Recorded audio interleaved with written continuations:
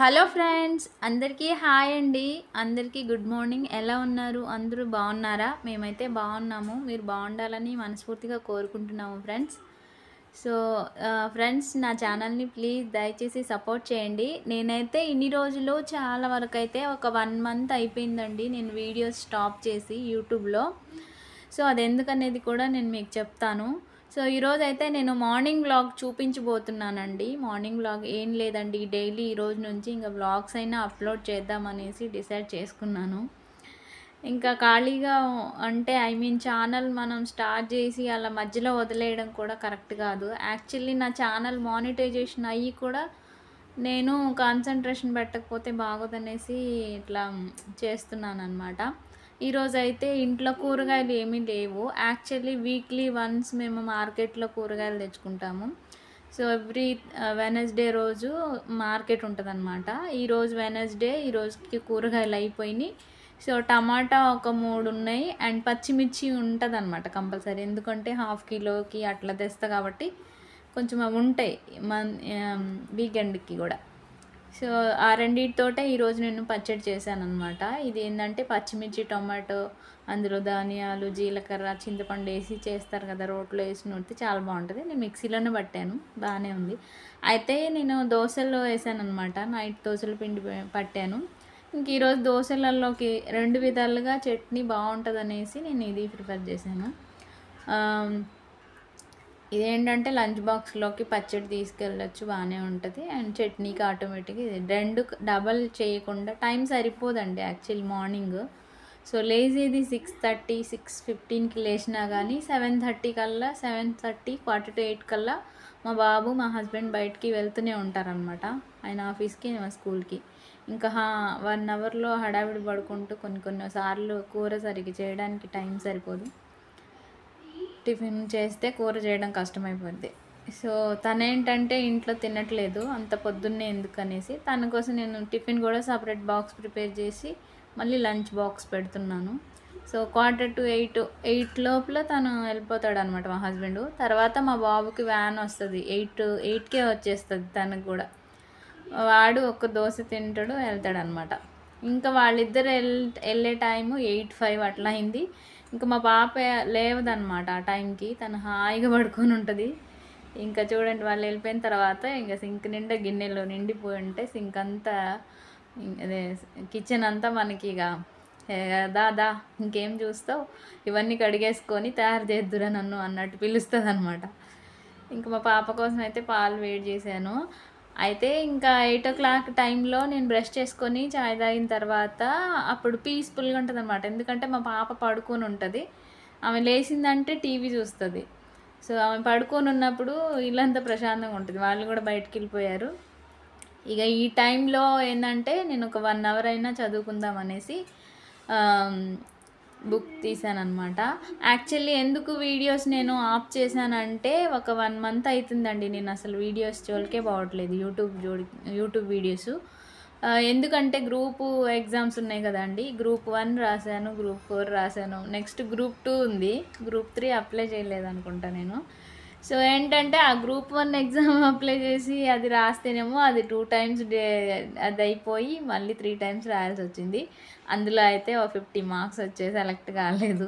Actually నాకు ఏంటంటే చదువుకునేటప్పుడు ఈ గ్రూప్స్ గురించి ఎక్కువ తెలియదు అనమాట. ఇంజనీరింగ్ కదా నేను చదివింది, బీటెక్ సైడు, ట్రిపుల్ ఏ అనమాట నేను చదివింది. అసలు బీటెక్ నాకు ఎక్కువ ఆ సబ్జెక్ట్ అర్థమే కాలేదండి. దట్టు అది ట్రిపుల్ ఈ అవ్వడం వల్ల నాకు అసలు దాని మీద ఇంట్రెస్టే పోయింది. పబ్లిక్ ఎగ్జామ్స్ పడ్డప్పుడు కూడా నాకు సబ్జెక్ట్ ఎక్కువ అర్థం కాకపోయేది. నాకు ఆ ఎగ్జామ్స్ రాయాలంటే ఇంట్రెస్ట్ రాకపోయేది, ఏదో ఒకటి రాసి వచ్చేది అట్లా ఇది. కానీ ఇప్పుడు ఈ గ్రూప్ ఎగ్జామ్స్ గురించి తెలిసిన తర్వాత గ్రూప్స్ అనేవి కొంచెం బాగా అనిపిస్తున్నాయి. అంటే సబ్జెక్ట్ అంతా తెలుగులోనే ఉంది, మన 10th క్లాస్ ఇంటర్ వరకు చదివిన సబ్జెక్టులే ఉంటున్నాయి. ఇంకా అవి మనం గట్టిగా ప్రిపేర్ అయితే అసలు ఈ గ్రూప్ జాబ్స్ అంత కష్టం కాదనిపిస్తుంది. కాకపోతే టైం ఉండాలి. కాకపోతే మనం ఈ వాల్యుబుల్ టైం బిఫోర్ మ్యారేజ్ అప్పుడే మనం యూజ్ చేసుకొని ఉంటే ఈ పాటికి జాబ్ కొట్టేసే వాళ్ళం అనిపిస్తుంది అనమాట. ఇప్పుడేమో టైం కావాలి అంటే ఎక్కడి నుంచి వస్తుంది, ఇంట్లో పనులకి, మళ్ళీ చదువుకోవడానికి, మళ్ళీ దట్టు పిల్లలు. కానీ దొరికిన కొద్ది 1 hour 2 hours అయినా యూజ్ చేసుకుందాము, మరీ ఖాళీగా ఎందుకు అట్లా కూర్చోవడం. చాలామంది హౌస్ వైఫ్స్ కష్టపడుతున్నారు. చాలామంది యూట్యూబ్‌లో వీడియోస్ చేస్తున్నారు వాళ్ళు చదువుకుంటూ. వాళ్ళని చూసి నేను చాలా ఇన్‌స్పైర్ అయ్యాను. కాకపోతే నా విషయంలో ఏందంటే, అందరి హౌస్ వైఫ్‌లకేందంటే, పిల్లల్ని స్కూల్‌కి పంపించిన తర్వాత వాళ్ళకి టైం మిగులుతదనమాట. ఒకళ్ళుంటే ఒకళ్ళు, ఇద్దరుంటే ఇద్దరిని పంపించేస్తారు గదా! ఆ తర్వాత వాళ్ళొక్కళ్ళే ఉంటారు. ఇంక పని 1 అవర్‌లో చేసేసుకొని చదువుకోవచ్చు. బట్ నాకేంటంటే, మా పాప గురించి తెలుసు గదండీ! స్పెషల్ కిడ్ తను. ఈ అంటే తను నడవలేవదు, ఏది లేదు. తనకన్ని పనులు నేనే జేసి పెట్టాలి. ఇంకా ఆమెకన్నీ చేసేసరికే నాకు అలుపొచ్చేస్తదనమాట. స్నానం పోయించాలి, అన్నం గంట సేపు కూర్చొని అన్నం తినిపించాలి. ఇంకా తనకి ఏ పనున్నా నేనే జూసుకోవాలి గాబట్టి, ఇంకా చాలా అలసిపోయినట్టు అనిపిస్తది. ఆమె పని, ఇంట్లో పని జేసేసరికి నాకసలు ఓపిక సరిపోదు. ఇంకా అయినా గానీ ఎందుకో అట్లా బాగా మెంటల్‌గా స్ట్రెస్ అనిపిస్తదనమాట. ఇవన్నీ పక్కన పెట్టేసి నేనసలు చదవడం స్టార్ట్ చేద్దాం. ఎట్లుంటదో అనేసి నేను కొంచెం మెటీరియల్ తెప్పించుకొని అప్పుడప్పుడు యూట్యూబ్‌లో వాళ్ళు వీడియోస్ పెడుతున్నారు కదండీ! సబ్జెక్ట్‌కి సంబంధించినవి. అవి చూసుకుంటూ కొంచెం కొంచెం ప్రిపేర్ అయితున్నా. సో, చదువుతుంటే మైండ్ అనేది ఆటోమేటిక్‌గా మంచిగా అనిపిస్తుంది. చదవాలనిపిస్తుంది. సబ్జెక్ట్ బాగా అనిపిస్తుంది. పాలిటీ గానీ, తెలంగాణ చరిత్ర గానీ, ఇవి నాకు భలే నచ్చేసినియనమాట. చదువుతుంటే బాగా అనిపిస్తున్నాయి. ఇంకా ఎగ్జామ్ పేపర్ గూడా మనకు తెలుగులోనే ఉంటుంది గాబట్టి, ఈజీగా అండర్‌స్టాండ్ జేసుకుంటున్నాము.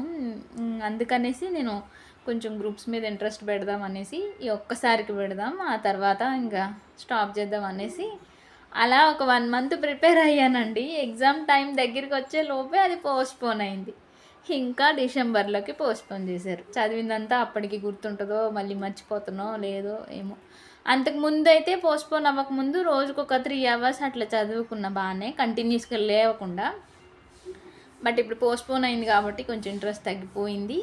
ఇక 1 అవర్, 2 అవర్స్ నైట్ పడుకునే ముందు ఒక 2 అవర్స్, 1 అవరు అట్లా చదువుతున్నా అనమాట. ఇంక ఇంటి పని చేయాలి, మళ్ళీ చదవాలంటే ఎట్లైనా కొంచెం కష్టమే కదండీ! అలా అని మాకు పట్టుకోవడానికి ఎవరైనా వచ్చి చదువుకుంటానికి టైం ఉంటదా అంటే అట్లా ఎవరు హెల్ప్ చేయరు. తెలుసు కదా! ఈ రోజుల్లో ఎవరి లైఫ్ వాళ్ళదే అయిపోయింది. అత్త కాదు కదా! ఎవ్వరు అమ్మ కాదు కదా! ఎవరు హెల్ప్ చేయరు. మనకి మనమే టైం చూసుకోవాలి, పిల్లల్ని చూసుకోవాలి, చదువుకోవాలి, అన్నీ చేయాలి. ఇంక మా పాపకైతే మా పాప ఇప్పుడు ఎంత అయిందంటే టైము 11:00 అయింది. ఇప్పుడు తింటుంది ఒక దోస. ఇంక నేను ఇంట్లో పని చేసేసుకొని తనకి కొంచెం ఏదైనా కొంచెం తినిపించిన తర్వాత మళ్ళీ ఆఫ్టర్‌నూన్ అట్లా కొద్దిసేపు బట్టలు అవన్నీ ఉంటాయండి. అవి కూడా చేసేసుకొని పిండి వేసుకొని ఉతికేసుకున్న తర్వాత హాఫ్ అన్ అవర్ అట్లా 1 అవర్ కూర్చుంటామో లేదో కానీ నడుములు నొప్పొచ్చేస్తాయి అట్లా కూర్చొని కూర్చొని కూడా.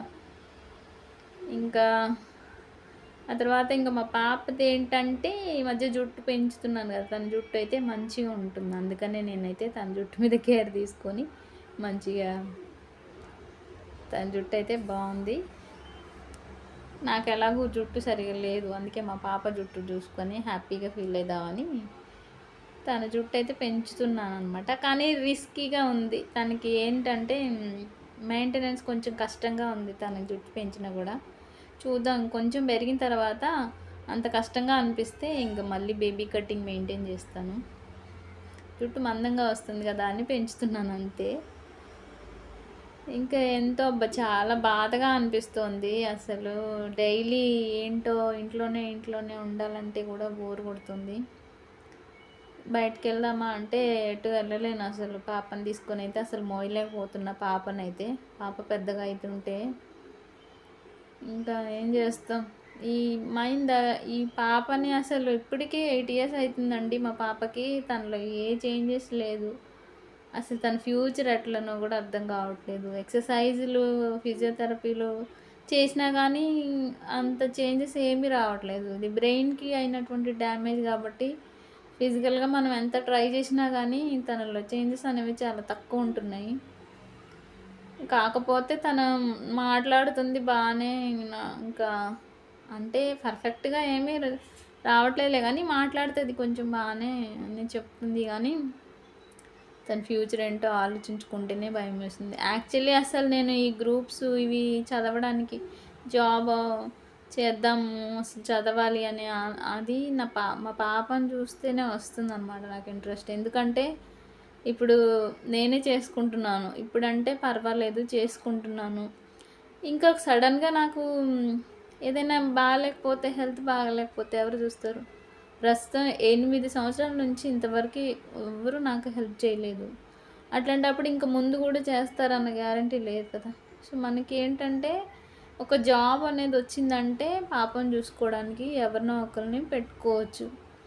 సో, అప్పుడు కొంచెం బెటర్‌గా ఉంటది. నాకు కొంచెం శ్రమ తగ్గుతది. మెయిన్ నేను మనసులో అదే పెట్టుకున్నాను. గోల్ అనుకోవాలో ఏదనుకోవాలో గానీ పాపని చూసుకోవడానికైతే నాకు ఫైనాన్షియల్‌గా హెల్ప్ అనేది అవుతది. జాబ్ ఉంటే కంపల్సరీ ఎవరైనా మనం శాలరీ ఇచ్చి పెట్టుకోవచ్చు పాపని చూసుకోవడానికి. సో, అదొకటి మైండ్‌లో పెట్టుకొని చదువుతున్నాననమాట. ఏదేమైనా కానీ ఇంత హెవీ కాంపిటీషన్‌లో నేను తట్టుకోగలనో లేదో నాకు తెలీదు గానీ ప్రయత్నం అయితే చేస్తాననమాట. సో, ఈ ఆఫ్టర్‌నూన్ టైంలో ఏందంటే కొద్దిసేపు అట్లా ఎక్సర్‌సైజులు చేస్తాను. ఒక్కొక్కసారి ఆఫ్టర్‌నూన్ చేస్తా, ఒక్కోసారి ఈవినింగ్ చేస్తా. అట్లా టైం ఎప్పుడు మంచిగా టైం ఒకటే కాదు మన మైండ్ గూడా మూడ్ మంచిగున్నప్పుడే ఎక్సర్‌సైజులు చేయాలనిపిస్తది.